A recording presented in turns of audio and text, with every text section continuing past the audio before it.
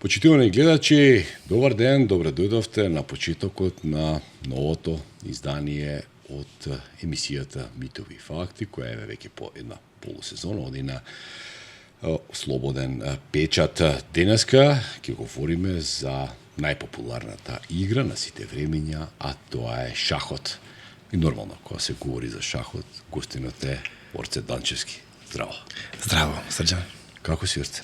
Секој ден се подобар и подобар. Да, овој твој оптимизам малку е напорен, мора да признам, ама ајде ќе го прифатам. Благодарам. Добра. Што правиш деновиве? Знаеме дека си постојано активен околу шахот, предаваш шах, држиш и тоа на повеќе нивоа предаваш шах, така. На различни нивоа и си премногу активен.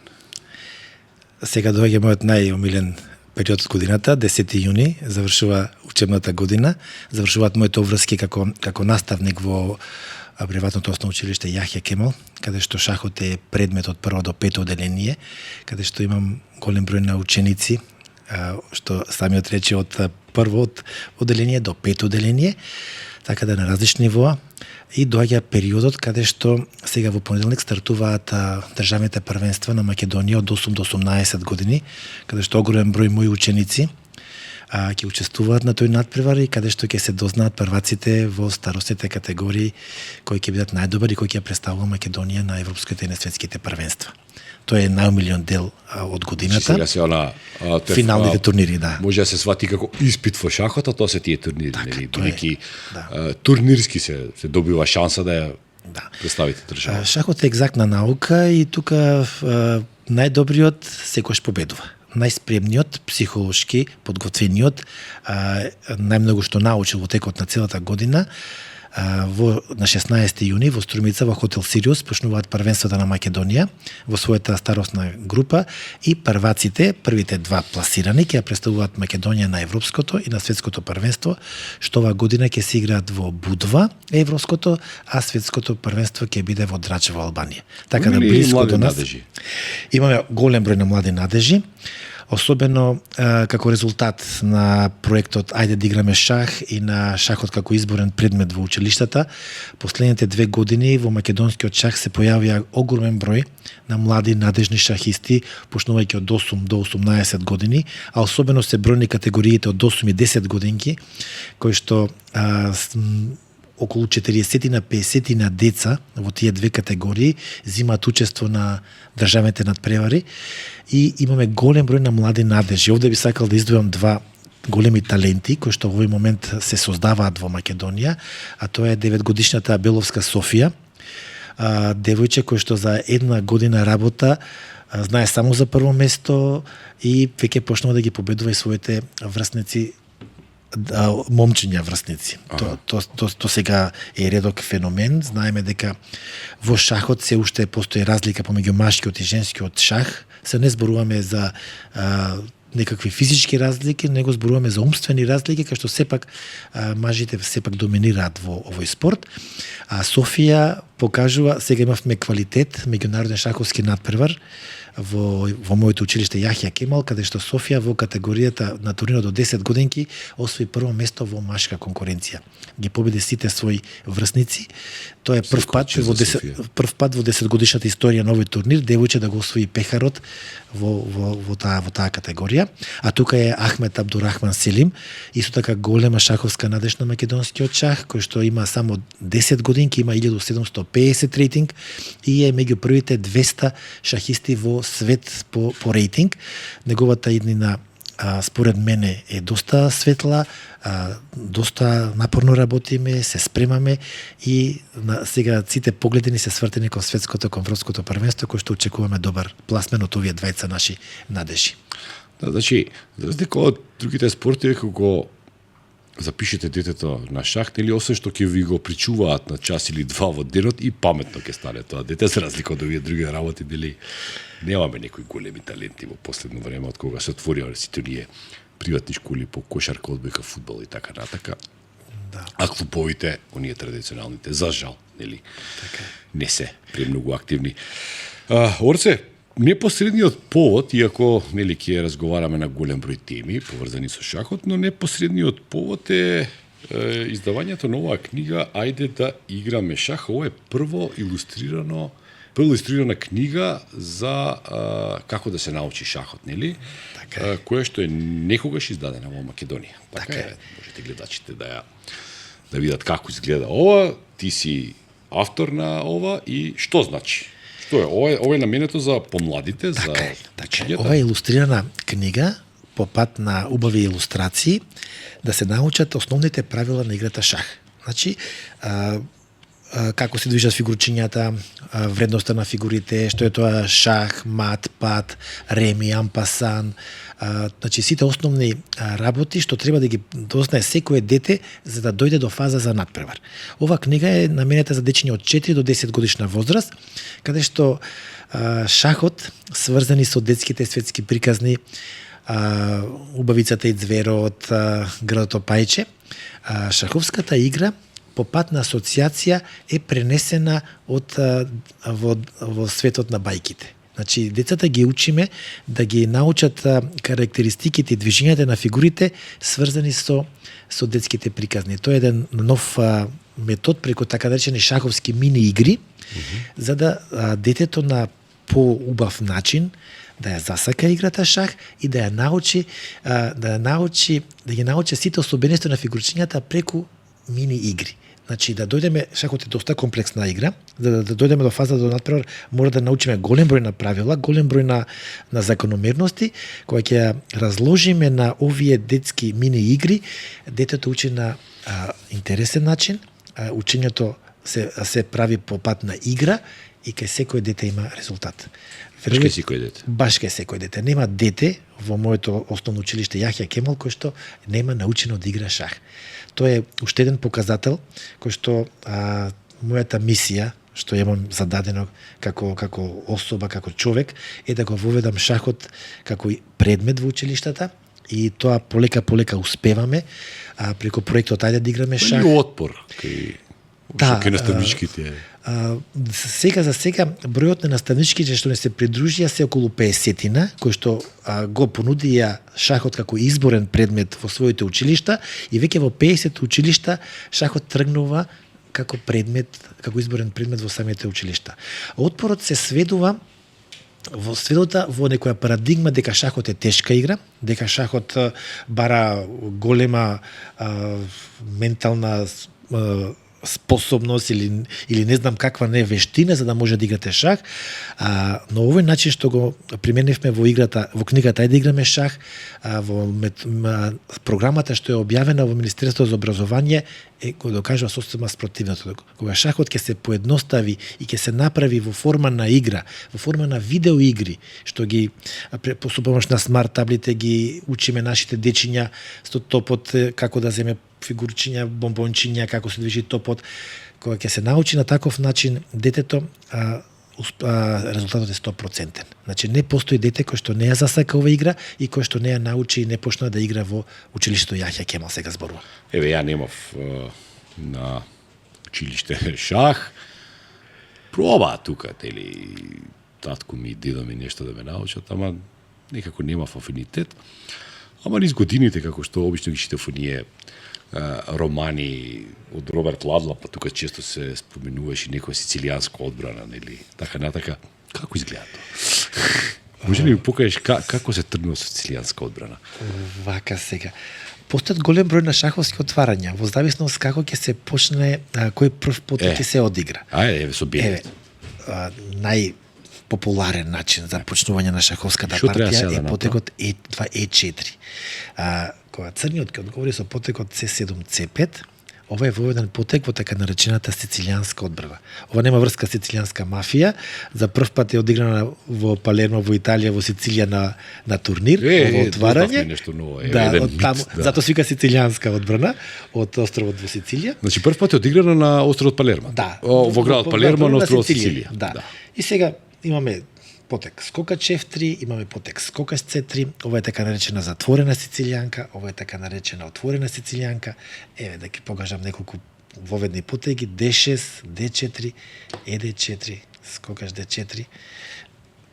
Песен го знаел ова, ама не знам дека се викало Скокаш баш ова C3. сицилијанска одбрана.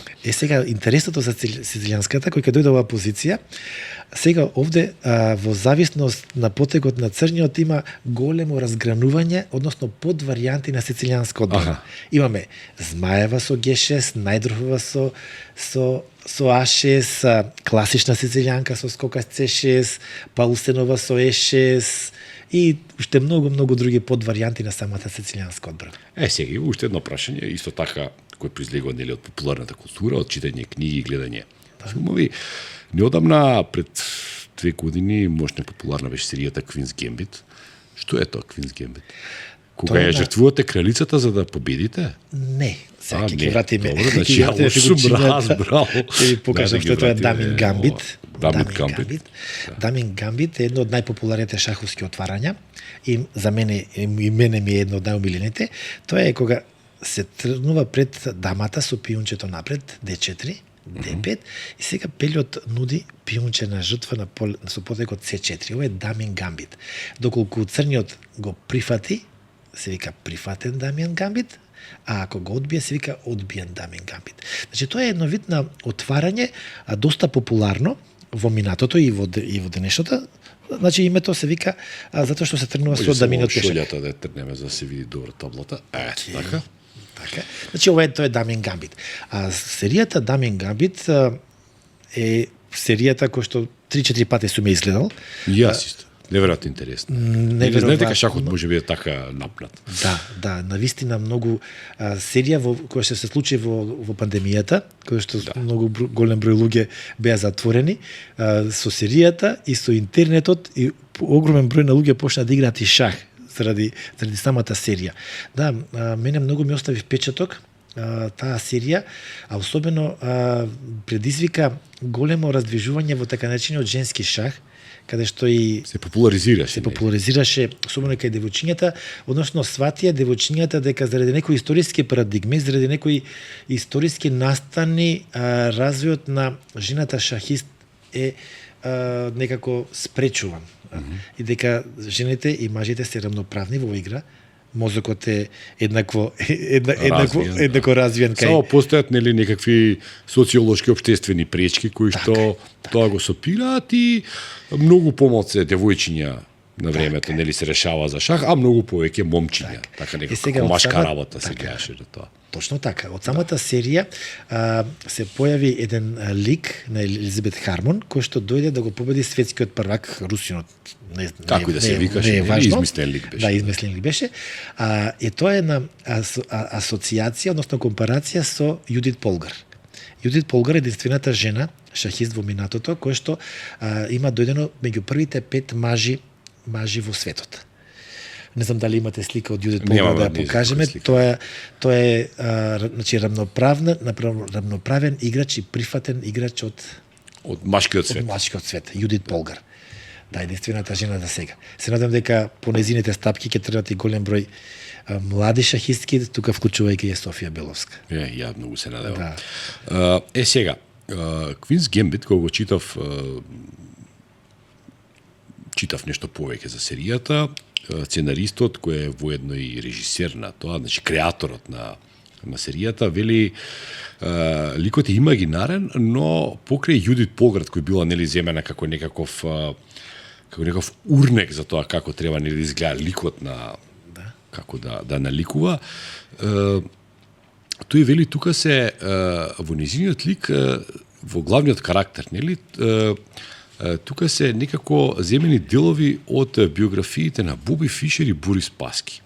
И тоа беше многу интересно, баш во таа серија некако се прави на неверојатно добар начин се опишува таа атмосфера која што владее во шахот во ние 70-ти години од студената војна, кога нели Советскиот сојуз и Соединетите американски држави се борат на секое поле и шахот некако дојде нели како едно од местата каде што без милост тие се надпреваруваат еден против друг, нели? Така. За помладите само да го објаснам тоа, значи во тоа време бидејќи не ја знаат, ние мислиме дека знаат како нас, не ја знаат, мора да ги едуцираме малце. Во тоа време нели Советскиот сојуз е социјалистичка земја, САД како и денеска се капиталистичка земја, и тоа е судар на два системи, на две идеологии, на две суперсили какви што нели претходно во историјата не сме виделе со илјадници години.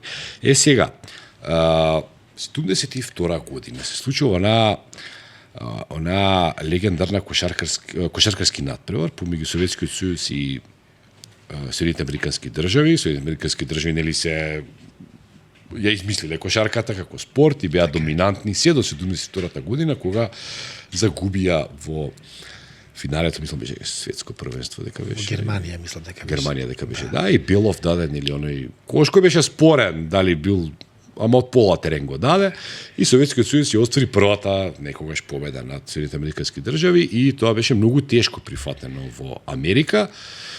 И тогаш доаѓа оној легендарен, веднаш после тоа е оној легендарен надпревар помеѓу Боби Фишер и Борис Спаски. Ај ова да... Многу ми е, овака малце сежам кога зборувам за... Да. Прво да објасниме два факти. Советскиот сојуз е лидер во шахот. Како што се вие за кошарката, така се вие за тоа шахот. Тоа што беше, токму тоа сакам да кажам, тоа што се американците за кошарката, НБА, советите беа за шахот. И тоа од после Втората светска војна. Почнувајќи од Ботвеник, од Талј, од Спаски, значи Петросјан, значи сите светски прваци, сите најдобри светски шаховски велемајстори потекнува од Советскиот сојуз. Советскиот сојуз го издигна шахот на највисоко можно ниво во сите тие, тоест источен блок. И тие има образование, нели задолжително шах, секој дете мора да учи шах. Целосен систем на Ботвеник школата беше најдобра шаховска школа во целиот свет, и после тој меч со Фишер, значи ги продуцира најдобрите светски шахисти. Доаѓаат од Русија. И се појавува едно момче од Бруклин, кој што е голем љубител на шахот, кој што само иницијативно, значи без помош од државата Америка, значи без никаква помош од било каква не знам, некоја корпорација или некој било каков институт од Америка, се заљубува во играта шах, значи се го посветува целиот свој живот и почнува да созрева како шахист. Тоа е Роберт Джеймс Фишер, или познат како Боби Фишер, кој што само на 16 години станува шампион на Америка за сениори, станува велемајстор на 16 годишна возраст и доаѓа во Европа. Особено љубеше да доаѓа во Југославија. Југославија му беше омилена земја. Некој и во Скопје бил. Во Скопје, на турнирите на Солидарноста, повеќе пати. Порторош. Југославија му беше омилена земја. И сега да кажеме за Боби Фишер, уствари, идејата беше, значи со помош на Југославија Боби Фишер го стекнува тоа потребно меѓународно искуство, значи освен учењето шах, во оваа игра не може да бидете добри ако немате играње со многу јаки противници, а Југославија беше веднаш после Советскиот сојуз на многу високо ниво во тој светски шах, зашто ние имавме систем, значи југословенскиот шах беше веднаш после Советскиот сојуз во развој со шаховски книги, со шаховски школи, со шаховски клубови и со огромен број на шахисти кои што играа во тогаш Југославија. Многу квалитетни имаше. Глигорич, сега да не ги набројам целата планинца, Видмар, стара генерација на шах. Фишер игра во Европа, го стекнува тоа потребно искуство, ако станува збори за турнирите во Македонија, турнирите на Солидарноста, каде што Фишер и победува на тие турнири, кој се стекнува со тоа потребно меѓународно искуство да дојде до мечот во 72 со Рејкјавик, каде што на еден спектакуларен начин успеа да ги победи целата таа советска машинерија, шаховска машинерија, и да го освои шампионатот. И стане светски првак. Буквално сам, тој нема ни со кого да се советува. Буквално, да, сам против преварите, дека пак советите нели делуваат тимски, тие имаат помош од своите колеги велемајстори, со тренери, со психолози, со секаков вид со кувари, со целосен тим. И сега баш во серијата, нели, пошто таа беше нели некако лајт мотивот на ова прашање. Нели таа во таа атмосфера на студената војна, па тука има нели агенти на КГБ, па агенти на ЦИА, нели тоа се испреплетува цело време. Ова веројатно и така и било во Рејкјавик. Сепак таа нели на тој надпревар кој никош не се одржал, но таа излегува нели од салата и почнува да шета по Краснаја Москва, нели? И се допаѓа таму, луѓето ја засекуваат. Тоа е баш Боби Фишер, нели? Човекот кој го засака социјализмот многу и кој падна во немилост на властите во САД поради тоа свое, ајде да го кажеме така, пежоративно шурување со комунистите. Вака сега, за да се свати големината на Фишер, колкава е неговата значење за играта шах, само ќе направиме на мала споредба. Во времето пред Фишер да стане светски првак и после станувањето на Фишер на светски првак. Шахот пред Фишер многу малку се познаваше во светот. Многу малку луѓе, освен во источниот блок, играа шах и шахот беше на ниво на второразреден спорт. Не ни беше ни спорт, во некоја активност кој што не беше... Значи токму Фишер го популаризираш. Фишер и го подигна шахот на највисоко ниво на светската јавност. Значи он е пеле на фудбалот. Како што е пеле во фудбал, после така и Фишер се уклучуваат голем број на спонзори, шаховските турнири добиваат на големо значење, доаѓаат поголеми финанси и да може денеска да кажеме дека шахот представува на еден вид на индустрија. Во овој момент скоро 1 милиарда луѓе во светот ја упразнуваат оваа игра, ја играат играта шах, што на табла, што повеќето нормално онлайн, со развојот на интернетот, на шаховските сајтови, така да Фишер многу му должиме на Фишер за популаризацијата и за развојот на шахот како игра. Но што се случува после мечот? После мечот Фишер прво војната ја води со ФИДЕ, со Светската шаховска организација, кога станува светски првак, треба да игра меч со Карпов, за да ја одбрани светската титула. Фишер вели без $1,000,000 не играм меч и Фиде тоа во тоа време самата поставеност на Светската шаховска организација не беше во можност да ги исполни условите на Фиде и Фишер повеќе не се враќа на шаховската сцена. После освојувањето на титулата се повлекува, кога ќе најдете пари, јавете ми се, викнете ме. Никош не ја брани титулата, никош не ја губи на... Никогаш се сега да дојдеме до спорот со Америка што го има со администрацијата на Америка. Во 1992 година се заборав од Југославија, како се викаше мецената, кој што го организира мечот Спаски Фишер. Реваншот, односно повторно одигрувањето на тој мечот што го промени светот на шахот 72 година. Па и светот го менува некако. Некој начин, да. Настан кој тешко може да му се најде споредба. Се согласувам. И сега тој меч се игра во Свети Стефан, во Црна Гора. Да. Играат Фишер и Спаски повторно, ама тогаш е светски првак Гари Каспаров во својата најголема јачина, во најголемата зрелост и Фишер успева да го се игра за награден фонд околу $1,000,000, така нешто. Тие парите што не му ги дали. Да, сегаш го организира. И после тој одигрување, тогаш е заладени односите помеѓу САД и Југославија.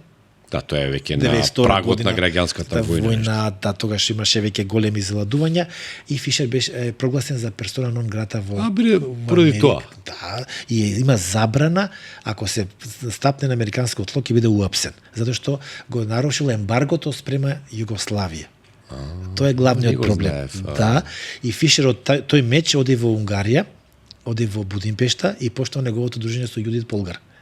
Јудит Полгар тогаш е солиден, јак играч, но под менторство на Боби Фишер, Јудит Полгар... Она станува заради значи Фишер 2 револуции прави во. Фишер е ментор и е тренер после тој меч и живее во Унгарија извесен период, каде што е тренер на Јудит Полгар. И Јудит Полгар после дружењето со Фишер достигнува тие височини кои што ги достигна. Значи, прави прва револуција во шахот, а поти во женскиот шах. Така е. Така може да се... И за жал, Фишер починува 2008 година во Рејкјавик, на местото каде што го стана светски првак, бидејќи тие само му дозволи азил, Исланд му дозволи азил и 2008 година починува и сега тоа место за нас шахистите представува, како да кажам, некое место кој што сите би сакале да отидеме и да се поклониме на големиот Боби Фишер. Тоа е како рокерите кои одат на гробот на Џон Ленон. Така е, така. Шахистите Нема одат шахист, светски првак кој што не бил во Рејкјавик на гробот на Боби Фишер. Боби Фишер. Да. Навистина една неверојатна биографија. Еве сега детали кои малку помалку сум ги внимавал на времето, а требало Зато да ме ги викнавте знам. така. Сега сум. Еви јас станав попаметен. Значи, нели, ово е одлична реклама Така. како еви еден Така и е. некој што и не е дете може нешто да научи, па Така е. и Така не е. толку шах. Сега, Карпов и Каспаров после дојдоа така на сцената и се сеќавам, ја тогаш бев дете, момче, кога тие двајца нели владееа со шаховскиот свет и тој исто беа легендарни надпревари. Дефинитивно, тоа беа мечеви до истрпувачка, до истрпување. После тој меч се промени и форматот за освојување на светски првак. Извини што ќе те прекинам само. Тогаш слушав некои работи дека тие многу психолошки се обидувале еден на друг да си влијаат, иако беа од иста репрезентација, нели, од Советскиот сојуз, многу психолошки се влијаат, едниот бил како да кажеме провоцирал, другиот нели се обидувал да го имаше, игнорира. Имаше голема дуел, голем двобој помеѓу нив двајца. Каспаров беше предводник на перестројката, на промените во Советскиот сојуз тоа време, а Карпов беше носител на тие старите подогматски размислувања од социјализмот и со победата на Каспаров 1985 година, освојувањето на таа шампионска титула, само да ги потсетам гледачите, тоа не се сеќам дали 100 партии се одигра, каде што ремињата не се броја само што 6 победи и некаде на резултат 5-3 и неколку месеци нон-стоп играње шах. Фиде го прекина мечот и го сменија форматот од 12 партии, го лимитираа бројот на партии и понатаму Каспаров успеле. Се сеќавам тогаш беше, значи секој ден чекавме вести и легендарниот Ристо Ничевски на нели се регулира шаковски коментар на ТВ Скопје и дека оваа партија заврши реми, ние значи ништо од новиот светски првак и тоа навистина траеше со месеци и делуваше како некаква блискоисточна криза, значи чекаме нели примирие да има, па нема примирие, па се договорија, не се договорија.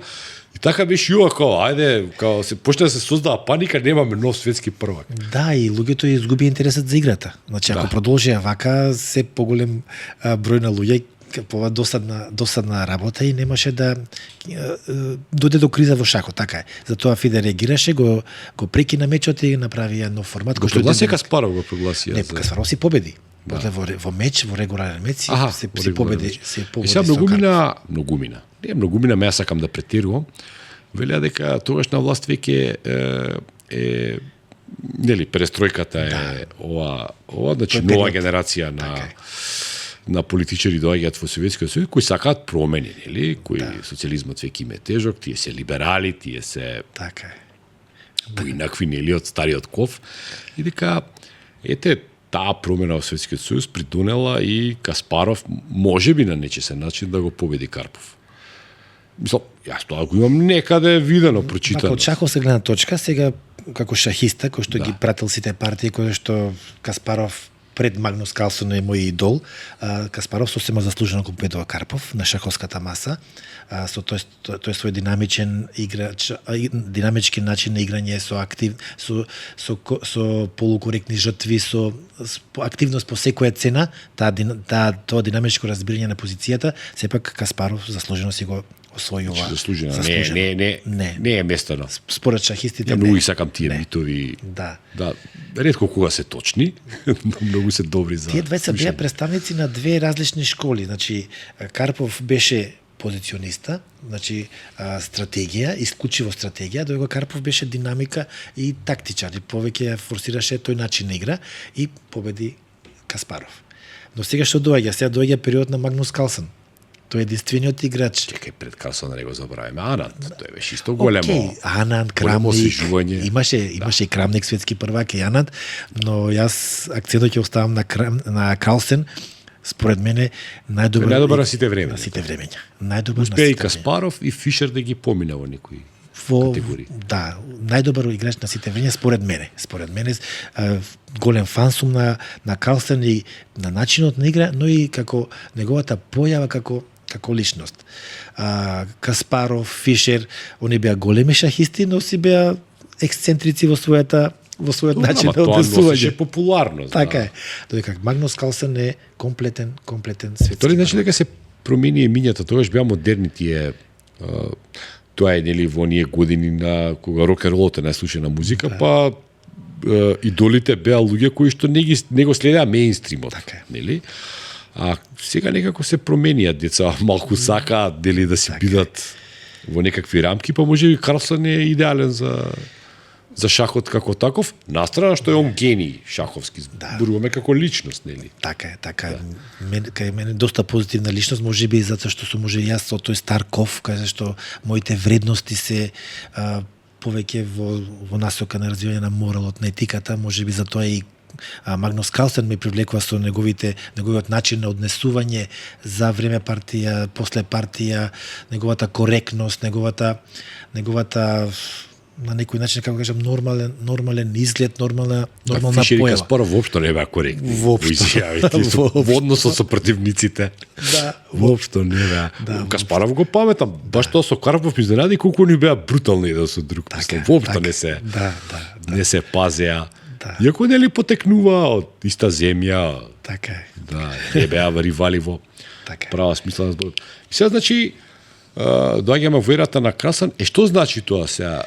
Тој е непобедлив? Како да ви објаснам, значи од веќе 12-13 години од кога Магнус стана светски првак, кога победи Ананд во тој меч,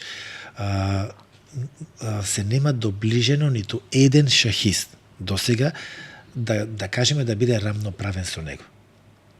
Значи, и од старата да генерација, помислиме дека може да... Да, до ден денеска, иако не е светски првак, го напушти борбата за светски првак, затоа што... Се откажа од светската титула под изговор дека нема на себе ривал, кој ќе се појави некој од младата генерација би се вратил, а во суштината е неговиот спортов иде повторно околу тие финансии, висината на... Ама он има одлични примања, има, за разлика од Фишер на времето. Магнус Карлсен е значителен милионер. Накамура, Карлсен се првите неколку играчи во свет се луѓе кои што сигурно многу заработија, нели? Шахот стана како и другите спортови од кои почна многу солидно да се заработува. Не се како фудбалерите, како шаркарите. Никој не е, ама не се како Џоковиќ, али се многу добро ситуирани. На пример, еве еден податок. Не е како Џоковиќ, но сепак одлично. 2,5 милиона евра се добива за титулата за меч за светски првак. Само за еден меч. А Карлсен е магнати за реклама во рекламната индустрија, спонзори, рекламира голем број на брендови. Чест 24 има шаховски сајт, еден од кој што му носи огромни профити. И тој негов е тој Чест 24? Чест 24 е на Магнус Карлсен сајтот. И неговата големина, зашто јас се потенцирам на Магнус Карлсен, во времето на пандемијата, кога замре шахот, кога не се играат турнири, Магнус Карлсен преку својот сајт организираше голем број на шаховски турнири и огромни средства подели на голем број на шахисти за да ја пребродат периодот на пандемијата. Дека немаше никакви бидат одржани во живот. Да, затоа професионалните шахисти живеат од учествување на шаховските надпревари. Тогаш тие замреа и Карлсен огромни средства, не знам колку милиони евра. Кој е тежок тој живот на професионалните шахисти? Например, блиску до тоа некако ми мене тенисот, ама тоа изгледа погламурозно некако. Уште понапорно од тенисот, затоа што тенис може да отидете на турнир, да играте еден меч и си одите дома. Додека шахот мора да ги одиграте сите мечеви. Нема идење дома. Нема идење дома. Доста е може да се последен, ама мора да се изиграат сите партии. Сега добрите играчи никош не се последни, тие секојаш до последната шанса се борат за подобар пласман, за подобра награда и е многу суров и многу тешко се живее. Психолошки, да, многу тешко се живее, особено во минатото. Сега малку се измени работите, но за да влезете во тој светски врв од 2700 рейтинг, потребно е освен шаховско знаење и некои контакти да ги имате да влезете во тој Как се тие контакти? Па, знаете што, понекогаш големите шахисти се големи егоцентрици и си ги избираат своите противници. Ваков проблем имаше еден од легендите на балканскиот шах Кирил Ѓургиев, заради неговата, ајде како да кажам, недобри односи со Топалов, не беше викан на големите шаховски надпревари, иако беше дури подобар играч и од Топалов, немаше контакти со Каспаров, имаше проблеми со Каспаров, го победи на 18 години, стана младински prvак, Каспаров изгуби од него, па некако го чувствуваше како голема закана. Според мене Кирил Ѓургиев е точно еден од тие големи шаховски имиња на овие простори, каде што не му се дозволи да дојде до самите светски врвови заради... Зашто другите шахисти го бойкотираа на некој начин. Да. На некој начин. На некој начин, да. Да, тоа може да биде проблем. Ево, тенисот тоа е решено, немаш си ги избираш противниците, немаш да... Да, така, има разлика. Има рейтинг, па по рейтингот нели се одредуваат. Така, овде сепак организаторот го диктира составот на турнирот. Тој што ги дава парите. Аха, да. Тој што ги дава парите. И сега, кој од овие земји се најмокни шаховски? Сега дојде Русија, Индија, до голем пресвет. Русија долго време, знаете, беше лидер број 1, сега Индија. Индија сега. Во првите 10 играчи во свет има 4 индици. Тоа е да не го споруваме Ананд, вишено не го споруваме сега за 4 тинејџери. Гјукеш, 19 годишно дете, е светски првак. И за тој дали би бил закана за Карлсен? Игра сега, успе да го победи на последниот турнир. Да, успе да го победи на сега има голем турнир во Норвешка, Странгер, заборев како се вика, многу тешко име има. Карлсен изгуби од Ѓукеш, но Карлсен го освои турнирот. Значи со другите противници. Но сепак успел да му земе. Успе да го победи, тоа е значи голема работа. Да, кога го праша, јас како да сум го освоил турнирот. Така изјави Ѓукеш и го заврши второ место. Да. Тој е младо момче од Индија. Голема надежда. Него би можеле да го дефинитивно да тој го земеме во предвид за еден од наследниците на Магнус Карлсен. Да. Јас се согласувам со тоа. Да. Добро, значи сепак има некаква радост, не е толку. Така е. Во шахот дирек е многу лошо кога нели има еден голем и по него не може да се најде. Да. Магнус Карлсен сега влезе во брашните води, очекува прво детенце и поучен од своето искуство. Коефициентот интелигенција многу ги се роди бебе.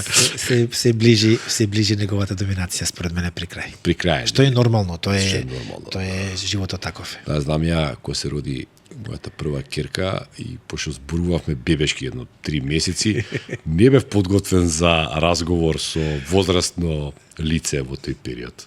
И што јас кога се роди синот Гораст, јас престанав да играм професионално шах. Да, не можеше веќе. Да. Добра, ај сега овој последен дел од емисијата да го објасниме таа потреба за си игра шах. Шахот не си игра само за да се научи шахот, нели, него тој помага во развојот на когнитивните способности кај децата. Така е. И е многу препорачливо секое дете да игра шах во на предшколска, школска, во раните години од образованието. Така е. Веќе 12 години сум наставник во приватното основно училиште Јахја Кемал, што го спомнав и претходно, и сум во секојдневен контакт со дечињата од 1 до 5 одделение.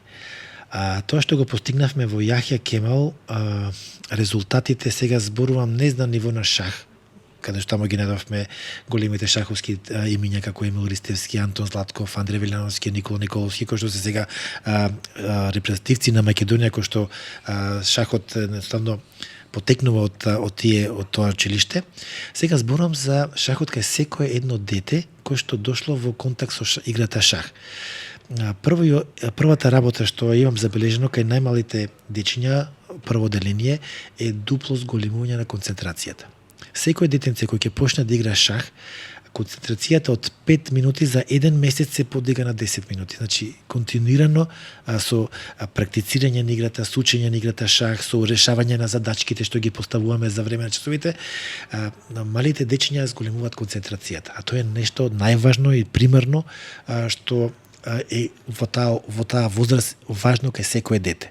Затоа јас толку се трудам шахот да го внесеме во прво, второ деление, токму заради оваа причина, да зголемиме концентрацијата кај секое едно дете за дупло повеќе, дупло подобри ќе бидат резултатите во сите други предмети. Значи, и по англиски, по македонски, по математика. Особено по математика. Сега да знаете која е врската помеѓу шахот и математиката во училиштето Јахја Кемал, кој ќе видите во средно образование, најдобрите олимпијци по математика и физика се од училиштето Јахја Кемал. Зашто сите тие дечиња во својата основа веќе 12 години го имаат шахот. А шахот е алатка кој што го ја развива тој логички начин на размислување, кој што е ист како математиката. Јас велам дека шахот и математиката се две лица на едниста пара. Значи, тие се толку компатибилни помеѓу себе, што ние вака велиме: добар шахист, добар математичар, добар математичар, добар шахист. Тие две се така одат рака по рака, така да најдобрите дечиња по шах се најдобри математичари и обратно кај мене во училиштето. Да не зборам сега за уште развивање на меморијата, за креативниот начин на размислување, за научниот пристап. Значи, шахот се поставуваат една хипотеза, па потоа со потези си ја потврдуваат или не ја потврдуваат, дали сте успешни или не. Така да шахот е алатка кој што едноставно мора да биде во образовниот процес кај секој дете. Без разлика тоа дете дали ќе биде научник, дали ќе биде спортиста, дали ќе биде шахиста, доктор, уметник, глумец, воопшто не е битно. Основата, значи шахот учи како да го уклучиме нашиот мозок да почне да размислува. Кога ќе го уклучиме нашиот мозок, потоа се е лесно. Значи тоа е како некој тригер кој на едно мало дете кое што има 6 години и прв пат влегува во училница, еден тригер да почнува да размислува. Да. Многу е важно родителот да го поттикне своето дете да почне само да размислува, само да ги работи работите, само да носи одлуки, макар тие биле и погрешни, ама само инициативно да ги работи работите. А што прават денешните родители? Ги вршат работите на своите дечиња. Јас ќе ти напишам домашната, јас ќе ти го средам ова, јас ќе ти го направам ова, и наместо да помагаме, така одмагаме наши дечиња. И ги имаме сите овие проблеми што се јавуваат понатаму во адолесценција. Да. Мат во 2 потега. Може да видиме како изгледаат? Мат во 2 потега. Ние тој мат го викаме fool's mate или мат на глупавиот. Да, будалестиот. Будалестиот мат. F3, лош потег, црниот E5, G4 и дама H4. Мат во 2 потега. И црниот крал вака се предавале во минатото. Е заробен. Да. Добро, ај вака за крај уште еден совет на таблата, дали може нешто по твој избор, да. Пошто ова беше сега до мој, нели, сицилијанска одбрана и мат во 2 потега и Квинс Гембит беше, значи уште едно Дамин Гамбит и уште едно да видиме по твој избор каков совет би ни дал за почетници. Потегот C4. Вовед во англиско отварање. English opening. Тоа е отварање кој што го препорачувам кај моите ученици, особено кај тие ученици кои што се повеќе стратешки насочени кон играта, каде што да се избегне брзиот допир на фигурчињата и решавање на партијата уште во отварање, него напротив, по пат на стратегија да се развијат фигурчињата во својата половина, да се освои својата половина на таблата и потоа да се тргне во напад. Ја препорачувам потегот C4. Како Пеп Гвардиола тактиката што бе некако така нешто тактика. Стратегија. Прво простор, дел по дел да се освои теренот и потоа да се тргне во напад. Тоа е C4, C5, конј C3, конј C6, така наречено англиско отварање. G3, каде што идејата е да се финкетира ловецот на долгата дијагонала, да се направи рокада, да се развијат фигурчињата на едно така оптимално ниво и да се трне во напад на дамено крило со поддршка на белополниот ловец. Човек Тоа е као главно. некоја сигурна варијанта е ова. Да, некоја постабилна, посигурна, без ризик да ја изгубите брзо партијата. Аха, мисли, ова е како, да, значи ова, Така. ова кога јас би играл со тебе, би требал вака да играм. Да почнам, ќе изгубам Нема да ти сигурно. помогне многу, Нема ама иш да ми помогне. би можел да пробаш. Ама нели, ако Секако. почнам, да. Орсе, ова изгледа многу забавно, многу интересно. Како децата, овие малеве, кои нели играат видеоигри со пукање, со работи кои што се барем изгледаат поатрактивно од шаховската игра, како тие се сложуваат да издржат цел еден час да Па самите видеоигри слушаат предавање? што се направени, значи имаме програма Александар Тичиш Чес, каде објаснувањето на лекцијата е 5 минути. Останатите делови од часот е направено видеоигра, сега не е со пукање, не е со, мада има повторно некои експлозии, имаме топ кој што како се движи топот треба да собере бомбончиња, чоколадциња, но има некои диносцаручиња кои што го бркаат и треба да ги избегнува. Значи со некоја слична асоциација, слични некои такви финти, успеваме токму таквите дечиња кои што се на некој начин зависници од видеоигрите да ги придобиеме и тие најбрзо напредуваат во играта шах. Кој што имаат афинитет спрема екран учењето и преку тие видеоигри многу брзо ја се овладуваат играта шах и потоа можат многу лесно да се префрлат на табла. Во ова. Значи, вие го користите оружјето на непријателот, некако така. Токму така. Значи, модерната технологија да ги придобиеме дечињата, да ги вратиме на нормален колосек.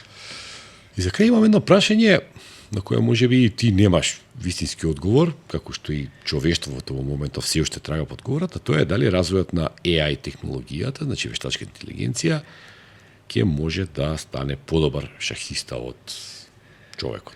Значи, дали компјутерот конечно ќе биде доминантен во однос на... Прво место кај што се разви AI технологијата беше шахот. Апсолутно. Прво место, Алфа Зиро. Првата вештачка интелигенција Алфа Зиро. Учеше од потезите на противникот. Сам себе. Не од сам себе. Сам со себе си играше илјадници партии и така ја совлада играта. Претходно имаше шаховски програми. Рипка, Фриц,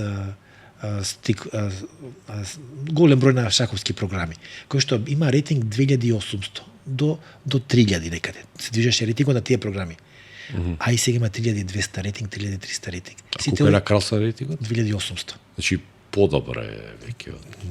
Ние не можевме со претходните програми, а сега со AI не може да се... Зашто е тоа така, бидејќи има бидејќи не е бесконечен бројот на... Или ние толку можеме да научиме како луѓе токав број на...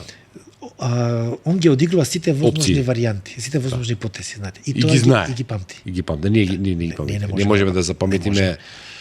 Ние памтиме одредени слики, одредени позиции, кои што ги дефинираме како такви. Добиени, реми, позиции, тие ги памтиме. Но тоа многу мал број на позиции може да памтиме. Магнус Калсен може да запамти 10.000 партии. Има змеморирано Магнус Калсен 10.000 партии на... Во неговата глава. Во неговата глава зборуваме за шаховски класици. Од Капабланка, значи од Спаски Фишер, да. 10.000 важни партии во шаховската историја, он ги има меморирано партиите, местото на играње и што се случило како поента, односно пошто е таа партија важна. Тоа е максимален број на што некој човек може да направи. Затоа е најдобар. Затоа е најдобар и тестирано тоа негово знаење и тоа беше стварно за мене не за препастувачки да може да запамти 10.000 партии. Сега, и знае милион партии може знае. Може и повеќе, да. Сите партии што сега се одиграле ги знае. Да, све знае. Све знае, тоа има некои турнири кои не ги следиме, сега не знаеме ние у Крагуевас дали има младинско првенство. Самиот со себе си ги одиграл сите тие партии повеќе. Дали ме разбирате? Да. Они учат со секојдневно само себе играње шах. И сите патишта на шахот ги има поминато. Значи шахот ни е показател, нели, како што рече ти, прв пат на шахот и се тестираше вештачката интелигенција. Така е, така И е. од таму и почна целата работа. Точно. Значи веќе шахот ни покажа дека ние веќе сме ја загубиле битката со Ние загубивме Со со машините. компјутерите, уште кога Да. изгуби Каспаров од Deep Blue или од таму, не знам, 2000 година, не знам која година изгуби. Со Deep Blue 2000 се викаше Да, програмата. така нешто. Тука што тогаш ние изгубивме битката. Да. Него што е сега поентата на овие шаховски партии што ги игра АИ?